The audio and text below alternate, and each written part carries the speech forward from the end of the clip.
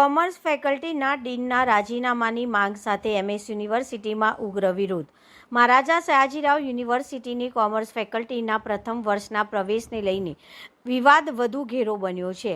પ્રવેશ પ્રક્રિયામાં થયેલી ગેરરીતિઓ અને વિદ્યાર્થીઓની થયેલી હેરાનગતિના આક્ષેપો સાથે આજે સેનેટ સભ્ય કપિલ જોશીની આગેવાની હેઠળ વિદ્યાર્થીઓ અને વાલીઓએ વિરોધ નોંધાવ્યો હતો.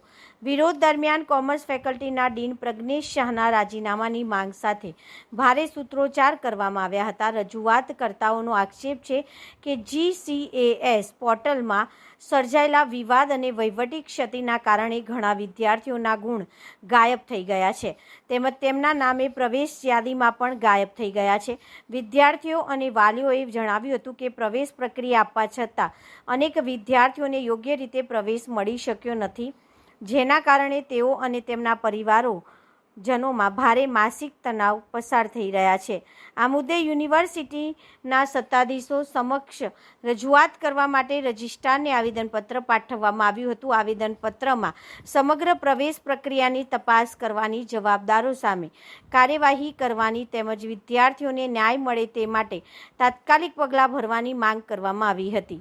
વિરોધ પ્રદર્શન દરમિયાન વિદ્યાર્થીઓએ ચેતવણી આપી હતી કે જો તેમની માંગણીઓ પર યોગ્ય કાર્યવાહી નહીં થાય તો આગામી દિવસોમાં વધુ ઉગ્ર આંદોલન કરવામાં આવશે.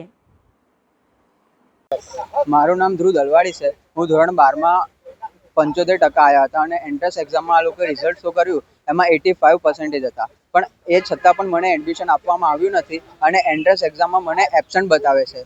એના કારણે મને એડમિશન આપવામાં આવ્યું નથી, જેના કારણે મારું એડમિશન અટકી રહ્યું છે અને હવે મારાથી ઓછા પર્સન્ટેજવાળા વિદ્યાર્થીઓ છે એ લોકોને પણ એડમિશન આપવામાં આવ્યા છે અને અમારા એડમિશનની કોઈ પણ પ્રકારની અમને ખાતરી આપવામાં આવતી નથી.